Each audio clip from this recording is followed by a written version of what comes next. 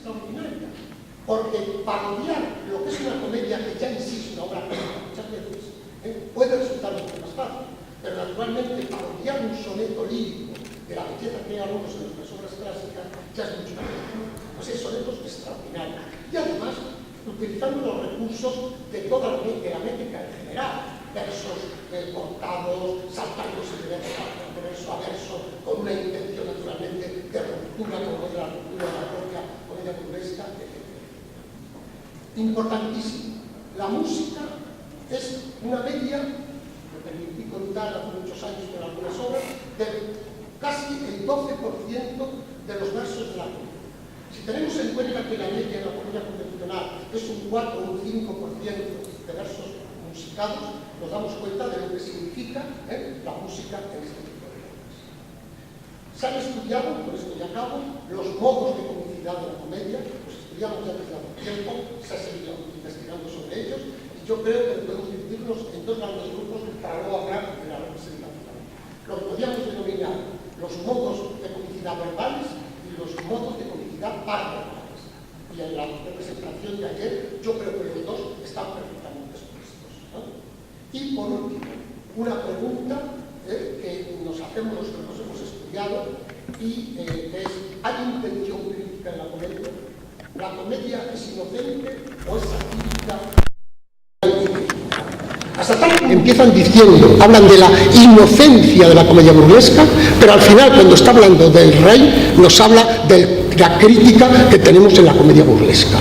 Hablo de crítica, no estoy hablando de denuncia ni testimonio de principios o valores fundamentales, por supuesto, pero no olvidemos sobre todo una cosa: se representaban en Palacio, día de carnaval, donde casi todo estaba permitido, y estaba permitido hacer de la figura del rey que estaba representando la obra, no de la del rey concretamente, pero sí de la figura de un rey en la comedia, no tanto como vimos anoche, no tanto, y tan actualizado evidentemente, pero el rey que lo estaba presenciando se divertía muchísimo de verse a sí mismo quizá allí representado de la manera que se estaba representando. Ojo, a las 7 de la tarde, a las 8 de la tarde acababa y al día siguiente seguía siendo el rey que era siempre, que quede claro, ¿no?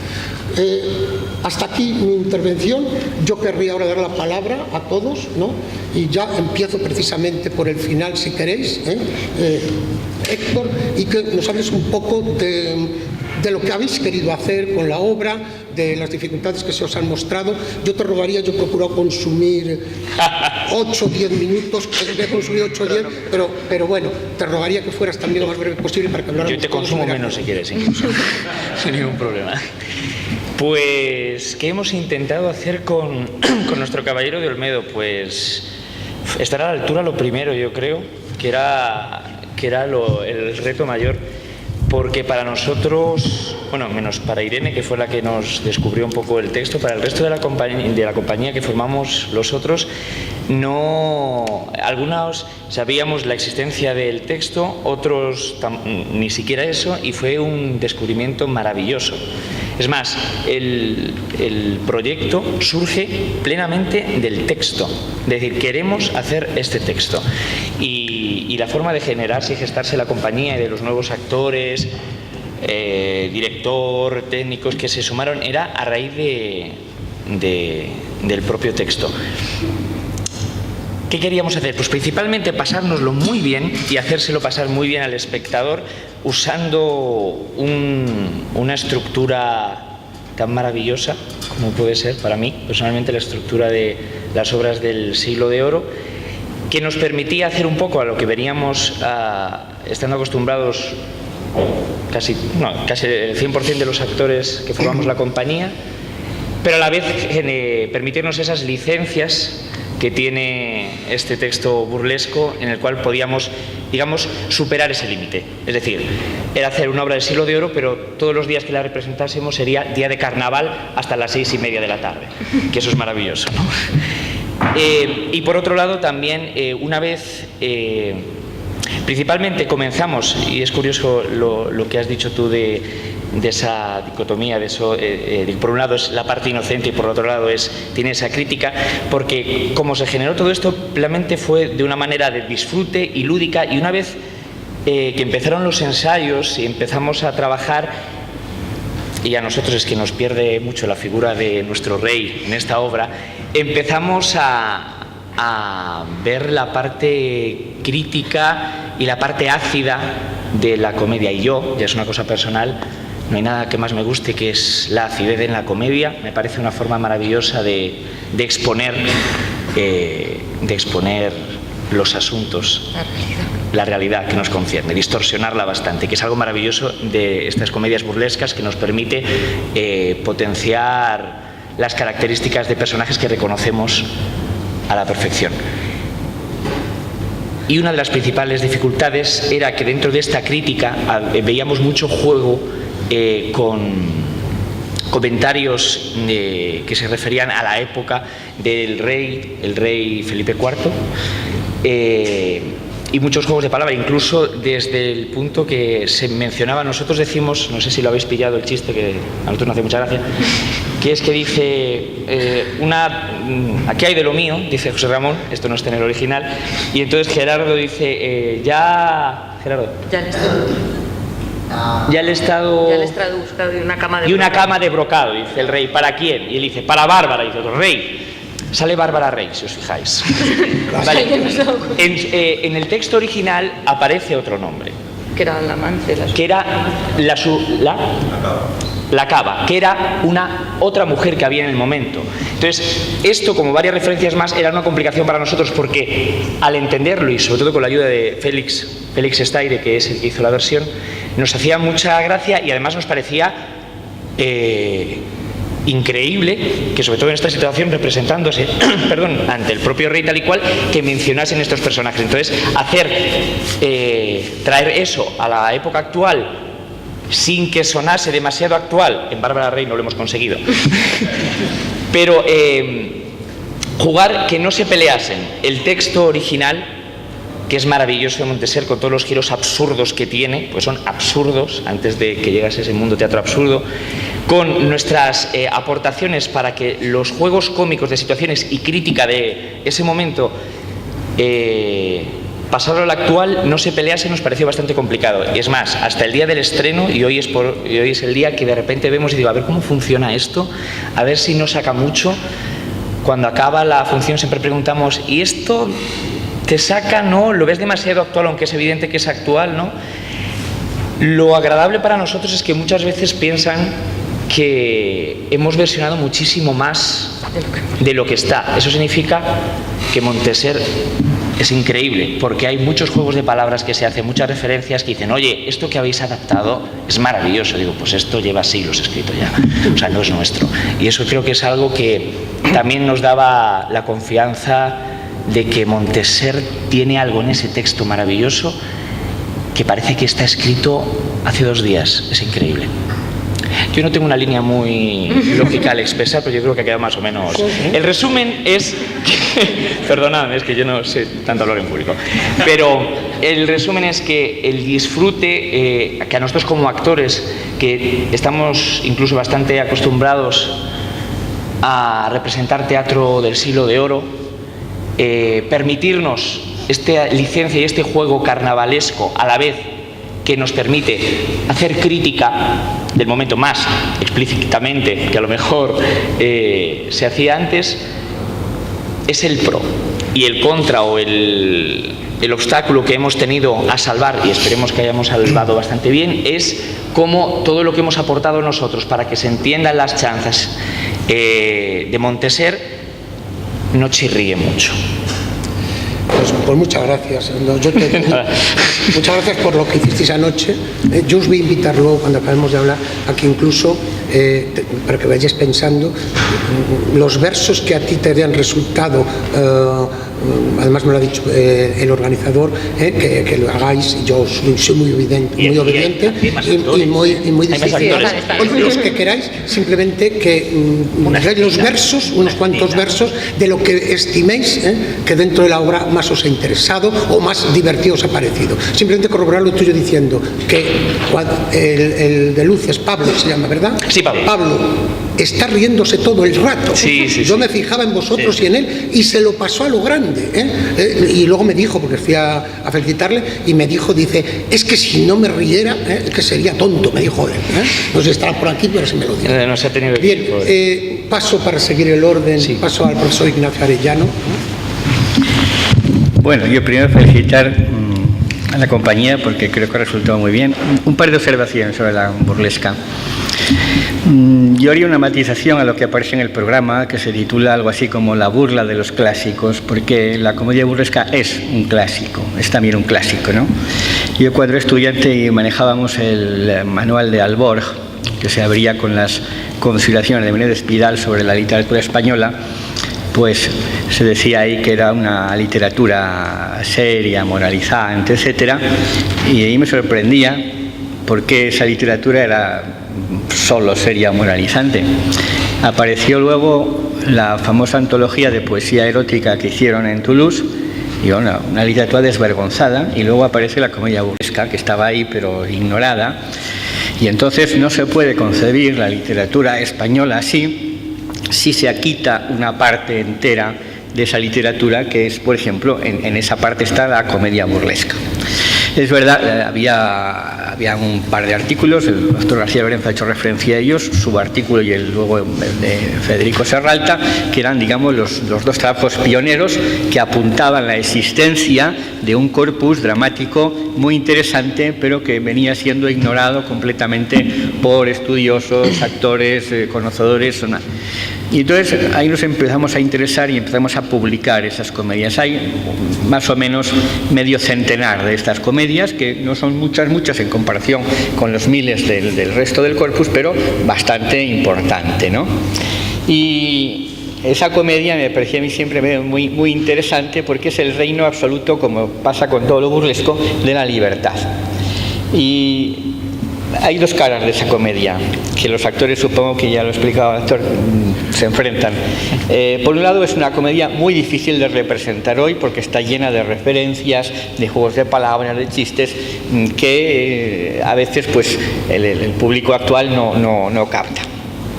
Por otra parte, tiene la ventaja de que al ser una comedia de disparates, absurda, pues cualquier absurdo funciona si se hace con el ritmo adecuado. Creo que eso se consiguió muy bien en la representación que vimos ayer, ¿no?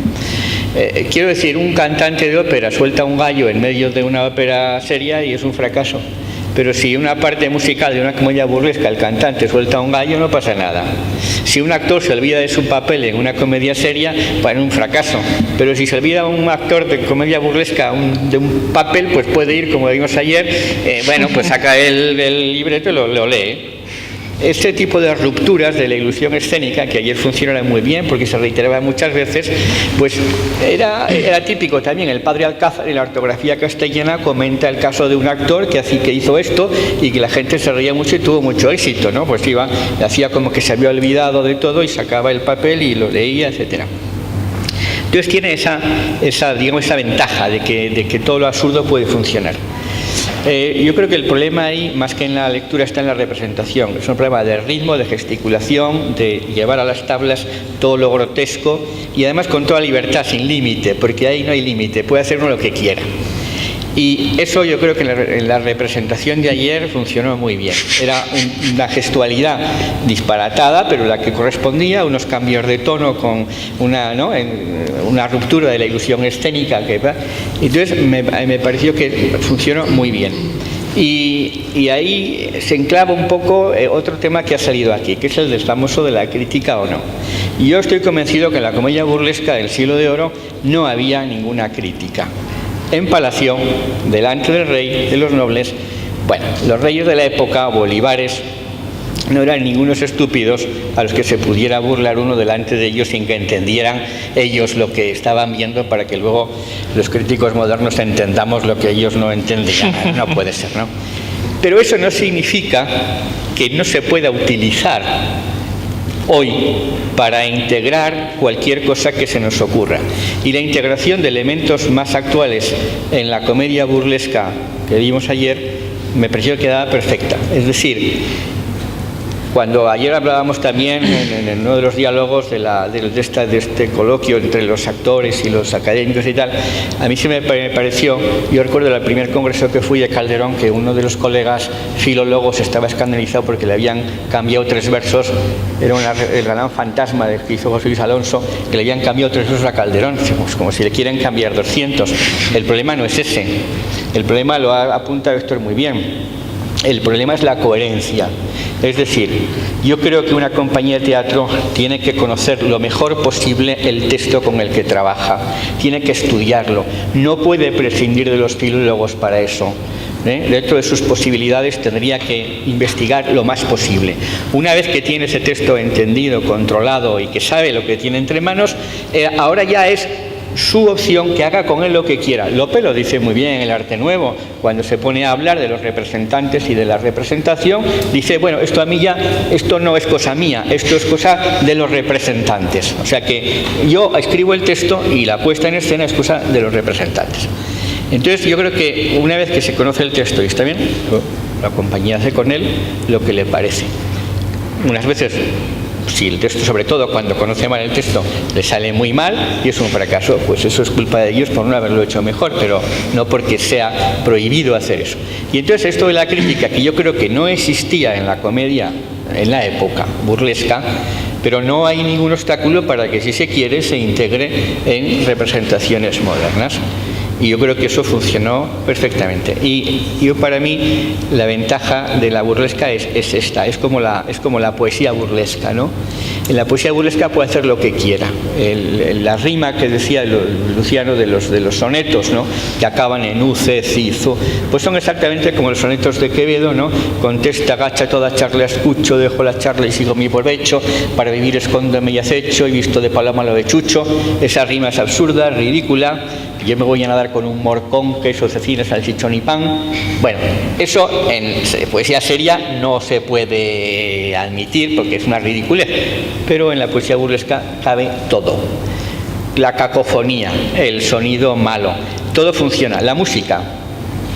Hay mucha música en la comedia burlesca, pero muchas veces es una música como en Céfalo Hipócrita de Calderón, de cencerros y pandorgas, es decir, no es música, es un ruido espantoso que hacen y cantan desafinadamente y con cencerros, y puede hacer uno lo que quiera. Y si lo hace con ritmo, con el gesto, con la velocidad suficiente, pues como vimos ayer, funciona. Las comedias del siglo de oro, incluidas las burlescas, que son muy difíciles, funcionan perfectamente, yo creo, cuando se hacen bien. Y yo creo que ayer se hizo muy bien, y la prueba está en que a mí me pareció que en efecto los actores todos estaban muy divertidos en el escenario y la gente estaba divertida en el público. Y si la gente está divertida y todos se divierten, quiere decir que la comedia burlesca está funcionando, ha funcionado muy bien. Y así que hay todavía cerca de 50 por delante que se pueden. El hermano de su hermana es una también muy bonita, muy graciosa, y curiosamente muchos efectos que vimos ayer están, cuando leo uno de las comedias burlescas, están, por ejemplo, en el hermano de su hermana. El actor que hace de la infanta, que se llama la infanta Barbada, dice una acotación, será el actor más corpulento y barbado de la compañía. La infanta Barbada es un guapo. Entonces, todo este tipo de recursos pues está.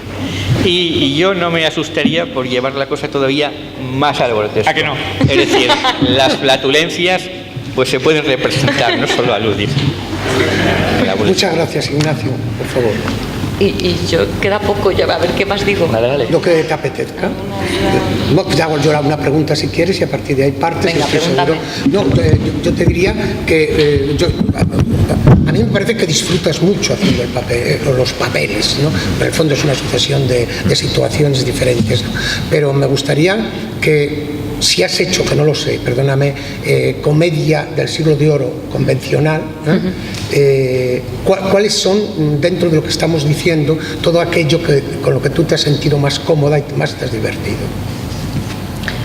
Sí, con lo que me he sentido... Bueno, la verdad es que sí que he trabajado bastante teatro del siglo de oro en la escuela, que fui alumna de Fernando, y luego después, una vez terminé, y realmente lo más gozoso es lo que comentaba Héctor, la posibilidad de poder trabajar dentro de esa estructura, ese verso, esa complejidad técnica o esas herramientas que tienes que dominar como actor para poder hacer teatro clásico, poder pasarte y llevarlas al juego y llevarlas al extremo y al gozo y al chiste Eso para mí ha sido lo más gozoso y yo creo que para todos, que es lo que buscábamos también, que a veces te ves un poco como constreñido por la forma o por cómo se tiene que hacer esto y nosotros nos permitimos decirnos, vale, pues no hay un cómo se tiene que hacer esto, vamos a jugar y a ver qué funciona, qué no funciona, lo que funcione se queda y en eso habrá cosas que pensábamos al venir aquí diciendo, habiendo tantos expertos y tantos en la materia, lo mismo nos crujen, pero bueno, era el riesgo, era la apuesta que teníamos, en cosas yo creo que hemos acertado, en otras a lo mejor menos, pero eso era el objetivo y yo creo que estamos los 5 de acuerdo, bueno, todo el equipo, que lo hemos conseguido. Sobre todo era eso, disfrutar del trabajo y que la gente disfrutara. Que el público te pregunte y quizá preguntas mucho más precisas de las que yo te he hecho para que puedas también contestar. Sí, preguntas. Muchas gracias. Luego dejamos la segunda parte. Fernando. Bueno, pues yo tengo que empezar agradeciendo a Germán no solamente el estar aquí, sino estar aquí también rodeado. Es decir, estar con Luciano, con Ignacio, que son los mayores especialistas que hay en comedia burlesca, los que nos han descubierto a los que hemos venido detrás, todo el mundo de las comedias burlescas, y encima estar acompañado de actores con los que tengo mucho que ver, los dos de la escuela, pero encima Irene, ya lo ha dicho, fue alumna mía directa, y a la que yo he visto trabajar maravillosamente en varias ocasiones. Tengo que decir que nunca he visto una finea tan bien hecha como la de Irene. Nunca. La de la dama boba. La dama boba hacía un papel de una seriedad absoluta, pero con una ingenuidad llena de malicia, que verdaderamente es el papel de Finea. Nunca he visto a nadie igual. También le tengo que decir que la última vez que la vi en la escuela estaba dentro de una botija. No, esa no era yo, pero había botijas, sí, la de Becker, ¿no? Sí. Es decir, porque a la vez que ha representado clásicos, ha representado también a Samuel Beckett, y por lo tanto, pues bueno, el mundo del absurdo que puede aparecer en la comedia burlesca, ella también lo conoce desde el absurdo contemporáneo.